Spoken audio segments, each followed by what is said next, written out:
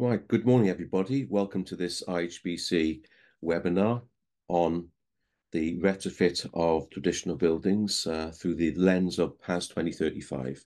I'm John Edwards, and I'm the chair of the technical panel. And if I can just tell you a little bit about myself, I am a practitioner and educator.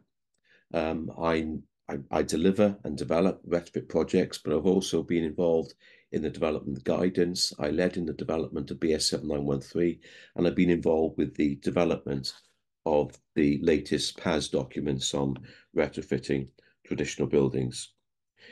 This is one of a series of webinars that the technical panel of the IHBC will be presenting. This is the first one. You see more coming up next year. And it also leads us up to it up to the annual school, the IHBC annual school taking place in June next year, which is on places and building care. Just to make you aware that we will be looking at the PAS 2035 documents, but we'll be looking at it from the perspective of older buildings.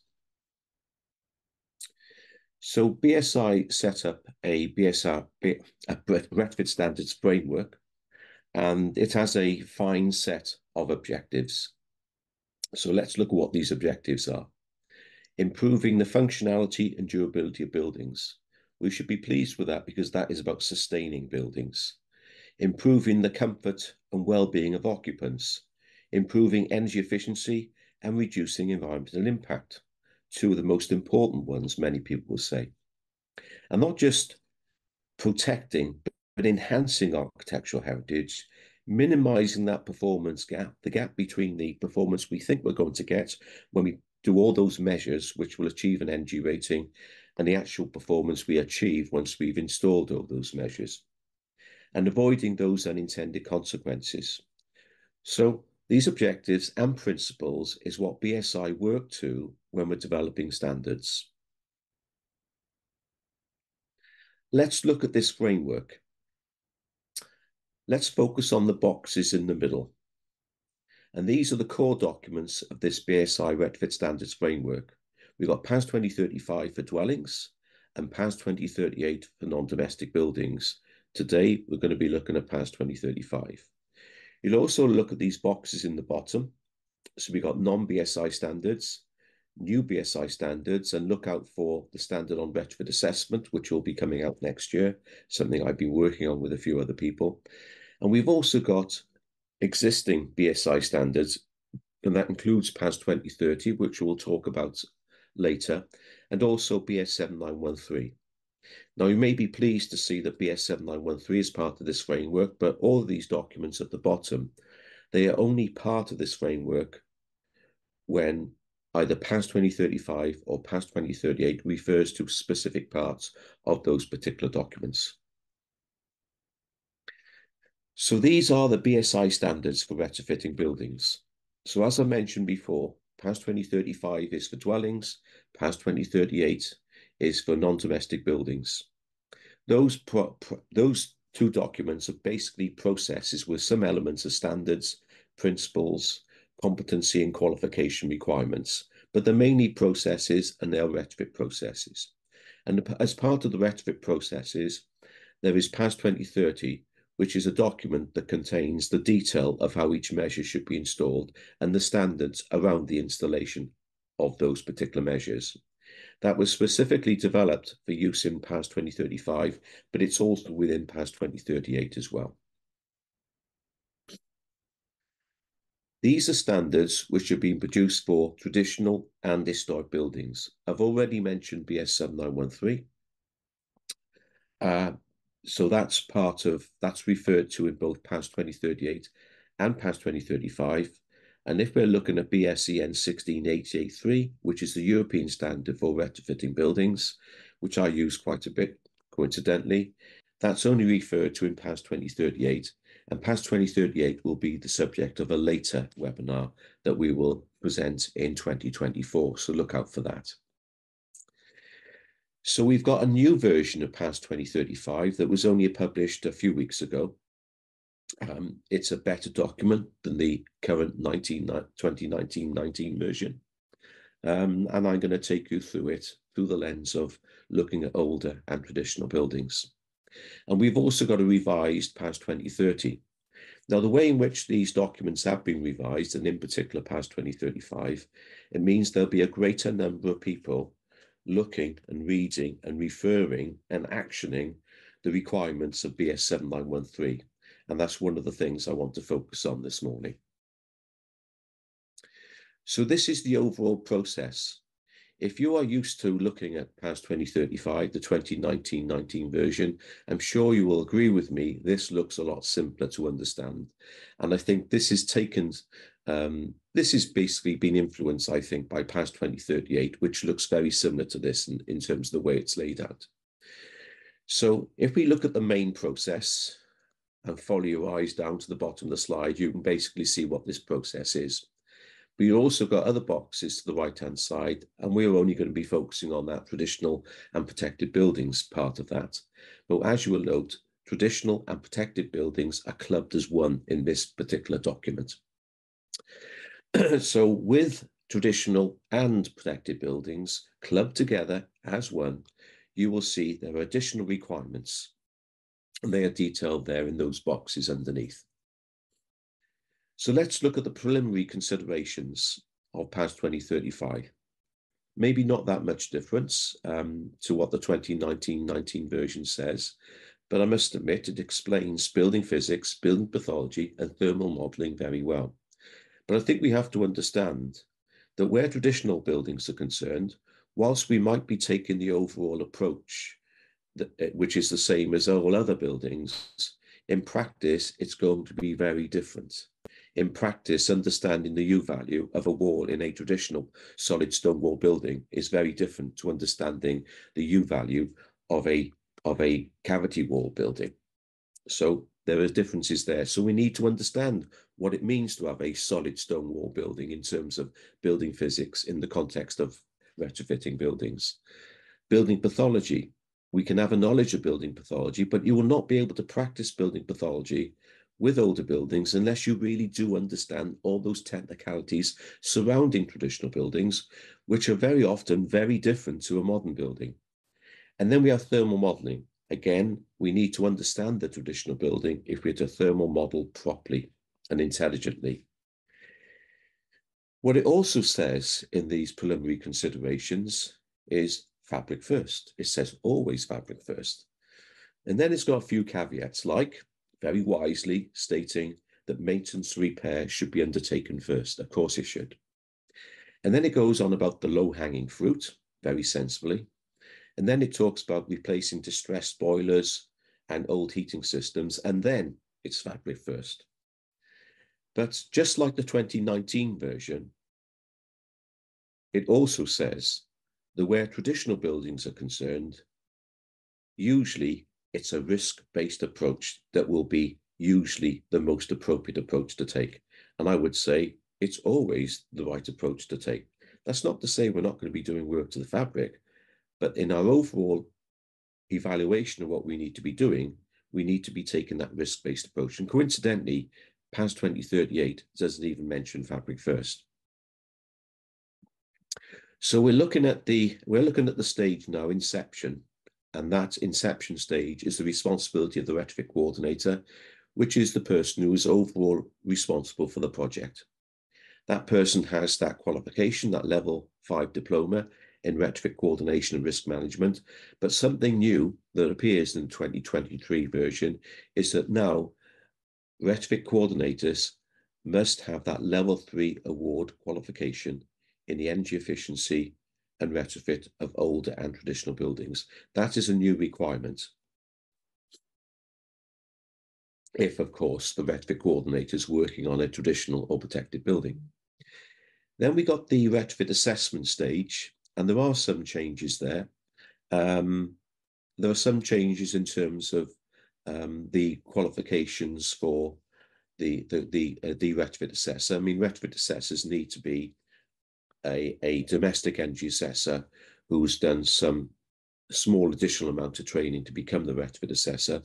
But if you're an RICS member, you should not need that additional training because you're already deemed to be competent to do that retrofit assessment, providing you are a domestic energy assessor or have those qualifications, which will give you that competence label in terms of energy efficiency and energy management, etc.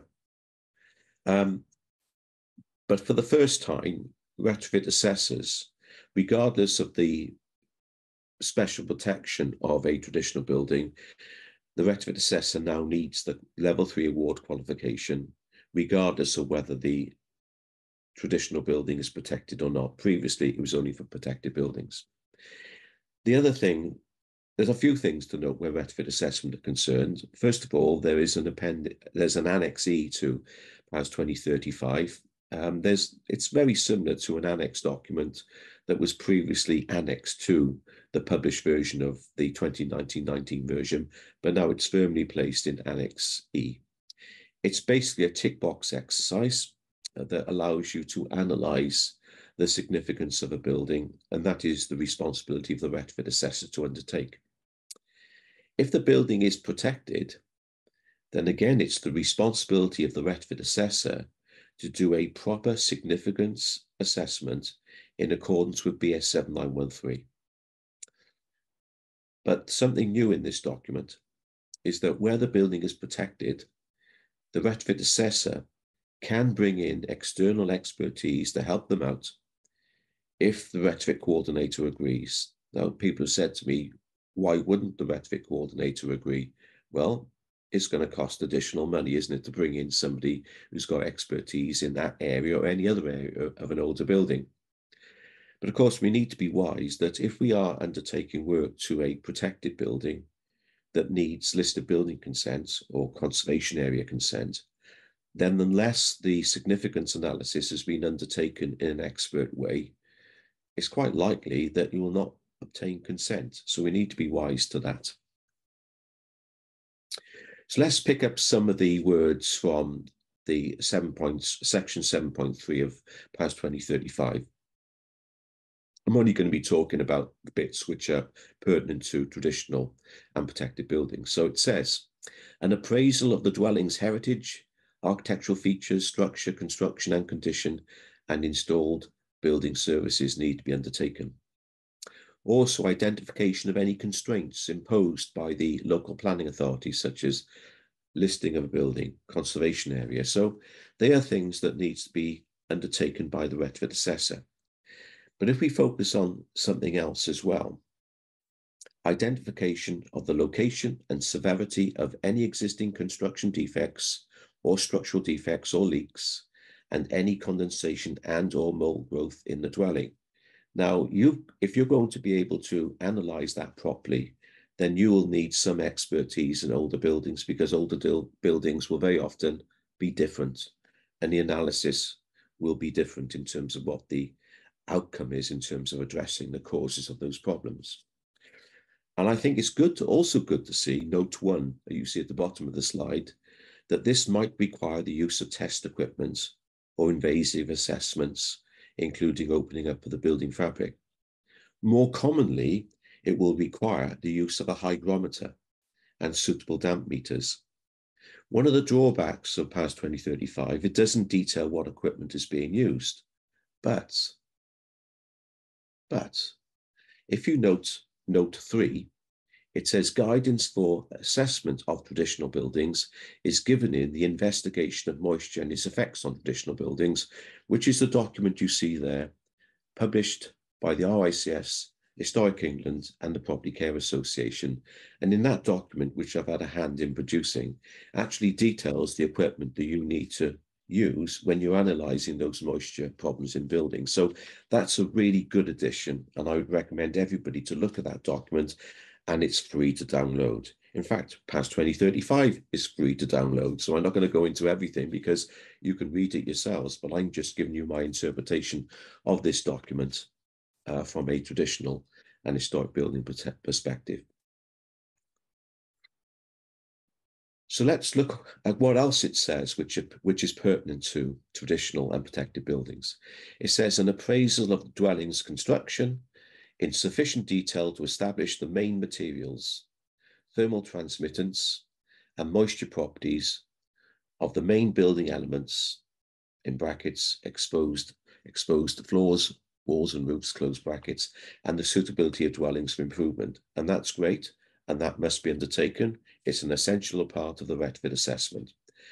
But also note 8, which is good to see, because in note 8 it says, for traditionally constructed buildings, it might be appropriate, it might not be appropriate to accept the default U values offered by RDSAP software. Instead, it might be necessary to establish details of the construction in order to calculate or measure U values.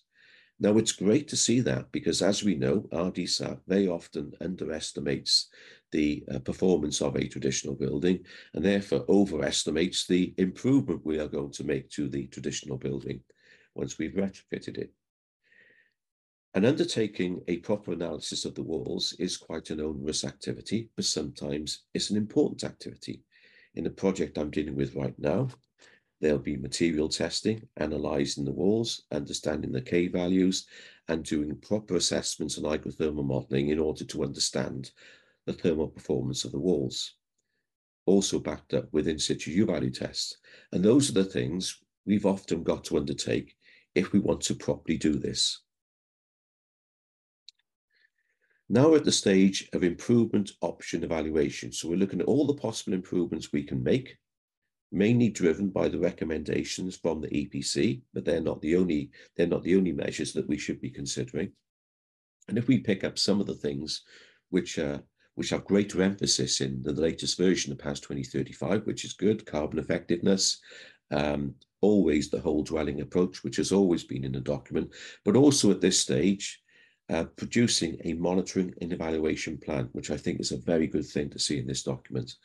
But the main thing I want to pick up, which is pertinent to only historic, traditional and protected buildings, is the need for heritage impact assessments. Because once we've determined what the significance is, then we'll look at the measures we can install into the building, but we have to understand the impact that those measures will have on the significance, and we can only do that by undertaking heritage impact assessments, and that is the responsibility of the retrofit coordinator. So when we're agreeing in the outcomes, when we're agreeing the targets that need to be achieved, we can see now there's a longer list of targets than there was there previously, which is really good to see. And I'm highlighting some of those which are particularly pertinent to traditional and protected buildings because of the different types of construction, in particular a traditional building has compared to a modern one in dealing with condensation, damp and mold. The only way you can understand that properly is if you understand traditional buildings properly. Overheating issues will be looked upon quite differently as well as the management of moisture. And of course, we can see, I'm picking up the fact that the targets will also be put in place in terms of protection. It says or enhancement of architectural heritage, which is great to see that enhancement in there as well. Then we got the medium-term improvement plan, the phased approach, responsibility of the retrofit coordinator. And then we got retrofit design. Now, I'm not going to read out all the words on the design here, but I think it explains more clearly what huge responsibilities the designer has. And I'm just picking up a few points which are pertinent to traditional and protected buildings. First of all, everything that needs to be undertaken should be technically appropriate. And what is technically appropriate in a modern building may not be technically appropriate in an older building. So again, hence the need to understand older buildings properly. And also confirming compatibility of the measures with the building. And that is something that we have very, very often got wrong when we're installing insulation, which is vapor impermeable, to building fabric, which is vapor permeable. It needs to be compatible. And therefore, it's the responsibility of the designer to make sure that there is that compatibility and to confirm that there is compatibility. Then we come to, well, we're still at the design and specification stage, so just picking up some of the other things that are part of this sequence of the installation has always been there. Measure interaction matrix, using that is a very wise thing to do, even if you're not working to PAS 2035, I would say. Climate change vulnerability, it's good to see that in there. And now an emphasis on overheating as well, which will probably be one of the major problems we're going to face going forward with climate change. So let's pick up some of the actual words from PAS 2035, section 8 to 33. It says, if the dwelling to be improved is traditionally constructed and or of significance, identification of applicable energy efficiency measures shall be consistent with BS 7913. It's good to see that, isn't it, really? And we'll explore later on in this webinar what that could mean. It also means understanding the building significance. It says the retrofit designer and coordinator shall take all of this into account when selecting and designing the retrofit measures. That's good to see as well. And if you note the note at the bottom of that there, where it says any opportunities for enhancing significance should also be considered. So these are all good things. And as far as the qualifications for the retrofit designer is concerned, you can read what they are on the screen. But just to emphasize, if you have 3 or more interacting fabric measures, then the designer needs to be a professionally qualified person. And a change in all of this now as well from the 2019 version is that there is a requirement for any designer working on a traditional or protected building to have that level 3 award qualification, or alternatively should be conservation accredited. Now, previously, if in the previous version, the 2019 version, if the building was protected, you had to be conservation accredited. But I think the feeling is there's not enough conservation accredited people around. So now there's the option of that level 3 award qualification instead of that. So even at this design stage now, quite rightly so, the retrofit coordinator is responsible for the project, and therefore there is still a range of work that needs to be undertaken by the retrofit coordinator during this design stage. Then we got the statutory approvals. So if the building is protected, or planning consent is required, all those applications, say for listed building consent, for example, it is the retrofit coordinator that needs to make those applications. When we're looking at the installation and quality control, if there is a requirement to have words of wisdom given to the installers, then those words of wisdom about traditional buildings should be made by the retrofit coordinator, who is there to provide toolbox talks. Then we've got testing, commissioning, and handover, and evaluation, and that is the overall process of the 2023 version of PAS 2035. So let's just pick up some points from BS 7913. So it talks about significance. Significance needs to be assessed. And it says here, research and appraisal into the heritage values and significance of the historic building should be carried out to ensure that decisions resulting in change are informed by a thorough understanding of them. Understanding the significance of a building enables effective decisions.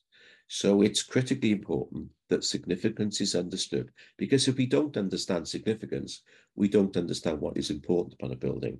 But another issue here is that we need to be proportionate, and undertaking a significance analysis means that we know what is important and we know what's not so important. And therefore, it provides us with enough information to understand the scope for change. And of course, there's a greater scope for change where we have things which are not so significant in a building. And many buildings will have those things which are not so significant. And it says that there is a wide range of factors that contribute to the significance, and their relative importance varies. So we're looking at the building in terms of its physicality, its immediate and wider setting, use and associations. So it's more than just analysing the building itself. It's about analysing things which are associated with the building, things in the geographical area of the building, things which may have influenced the building, things which the building may have influenced. It's an all-embracing study. And it also details that heritage values can be assessed into groups. BS 7913 also details individual values as well as these group values. And as it says there, heritage has cultural, social, economic, and environmental values. The attributes that combine to define the significance of an historic building can relate to its physical properties or its context. Now, for those who are not experienced in this might be a bit difficult to get your head around. And that's why we have the Level 3 award qualification. And in the course I teach, we go through this in detail about what all this means. Doesn't mean to say you're going to be an expert at it at the end of that course, but at least you know a lot more about it. And also the opportunity of seeing some examples. Of course, we analyze significance, and then we've got to assess the impact that proposals have on that significance by undertaking heritage impact assessments. And that's exactly what it's stating here. So let's go back to what PAS 2035 was stating in section 8.2.23.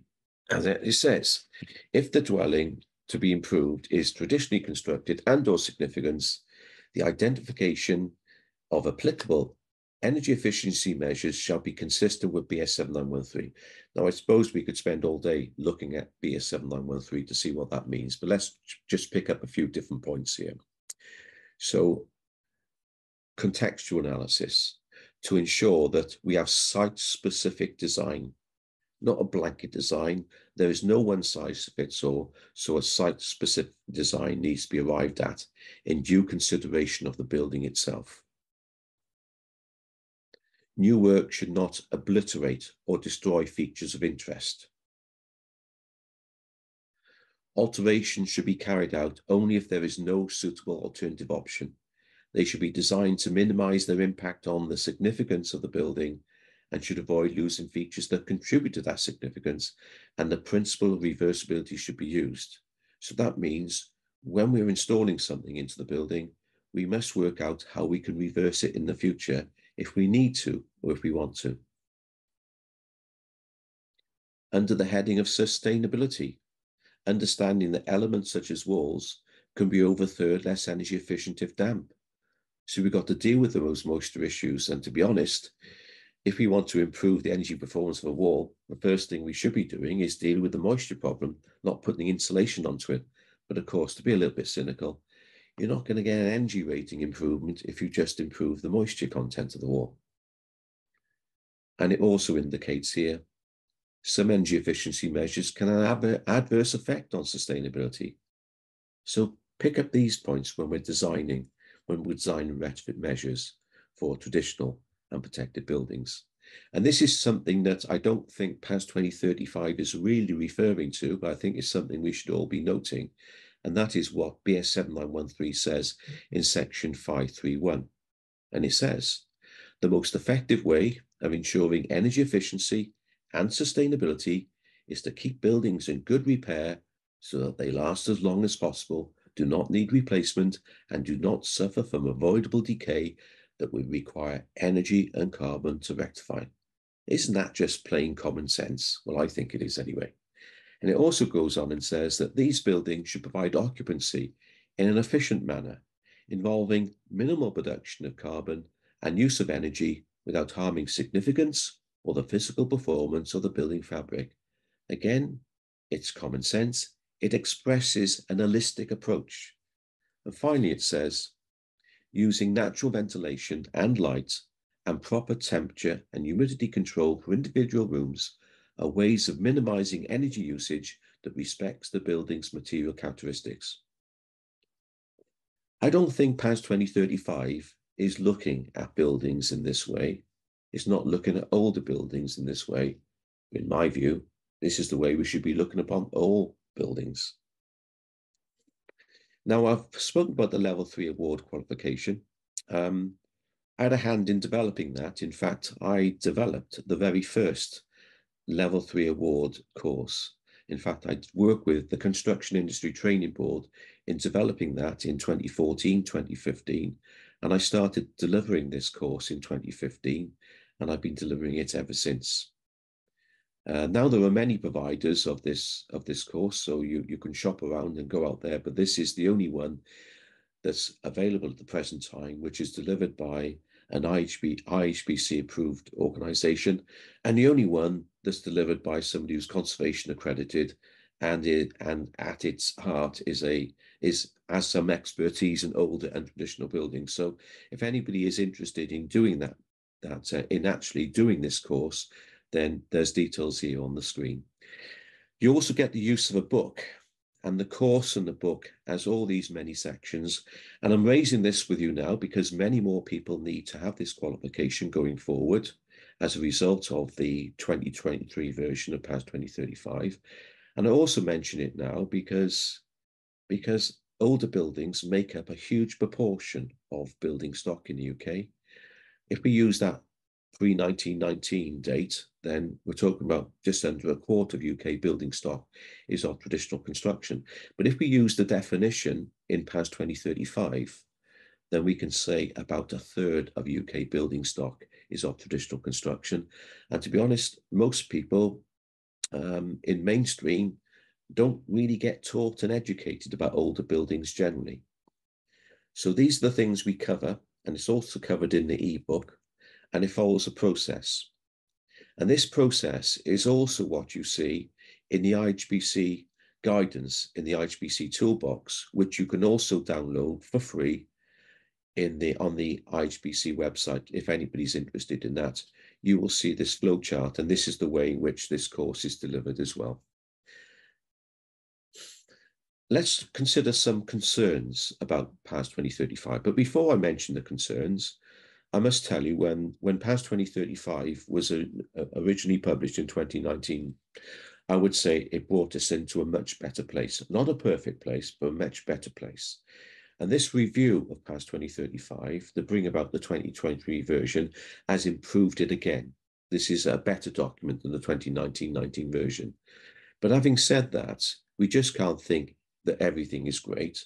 We'll never improve anything unless we're actually going to be a little bit critical and finding some things whereby we could make some improvements. So one area I think is a bit a little bit of concern, I would say, is the competency requirements.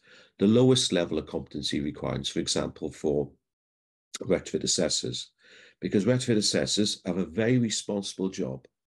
But the qualifications for retrofit assessors, being domestic energy assessor and doing 1 or 2 days training, and then you are a retrofit assessor if your accreditation body that you have to belong to, such as QEDOS, ECMK, etc., providing they think you're good enough. And that's fine. That is the process. But it's an awful lot of responsibility for somebody with that level of training and level of competence to undertake a condition survey, for example, of a traditional building. But at least they do have to do the level 3 award qualification than the 2-day course with that, which is something. But I'm just focusing on the lowest level of competency because many people I meet are way above that level of competency. But I'm just expressing that little bit of concern about the way the document is being written. And the other thing I would say is the robustness of qualification obtainance. I've been delivering my level 3 award qualification 2-day course for nearly 9 years now. But any one of you out there, even if you don't know anything about traditional buildings, you can come on my course and then a qualification awarding body will allow you to deliver the course. I'll say no more. Think for yourselves what that means. And the other thing that concerns me, and we could talk a lot about this, is the reference to documentation which have been produced without public consultation, which are plainly and simply incorrect where traditional and historic buildings are concerned. And I'm just going to give you one example so you're wise enough to look at things critically.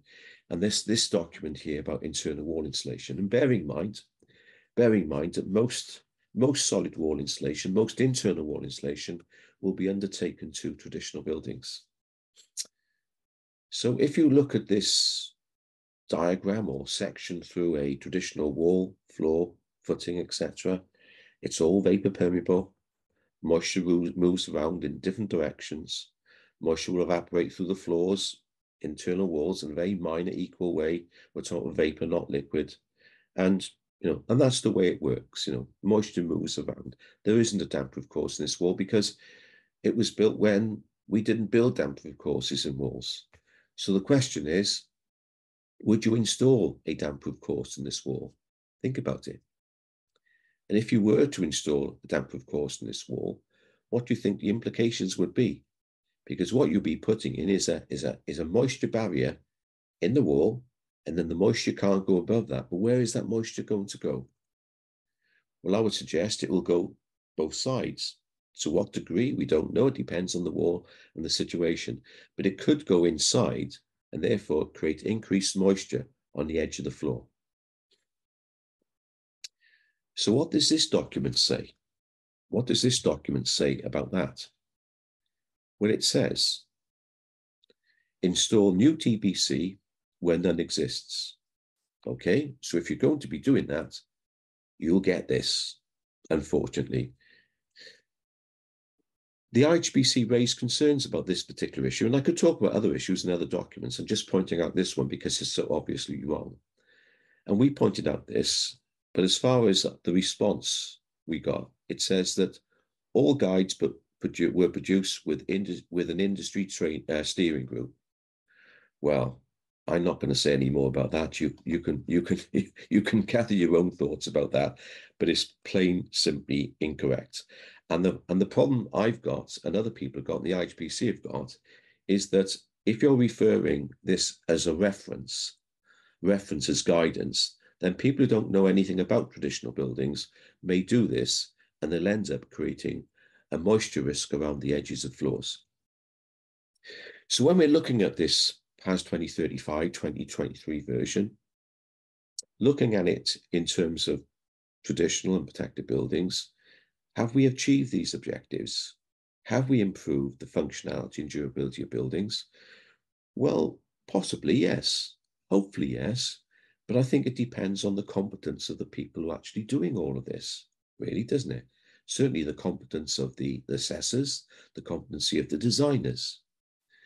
And that is also the case where improving the comfort and well-being of occupants is concerned.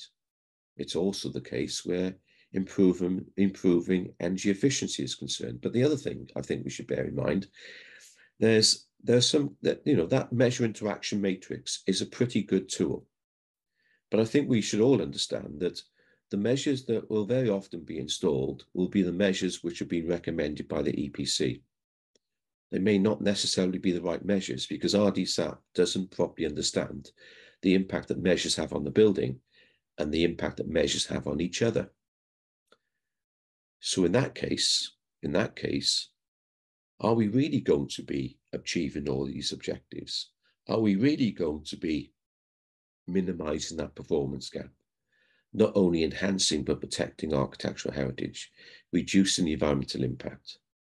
Are we going to be achieving all these things? Well, I hope we will. But what I'm saying is we could be more comprehensive in the way we're going to be dealing with these particular things. And in the 2-day course I deliver, we go into a lot more detail about that.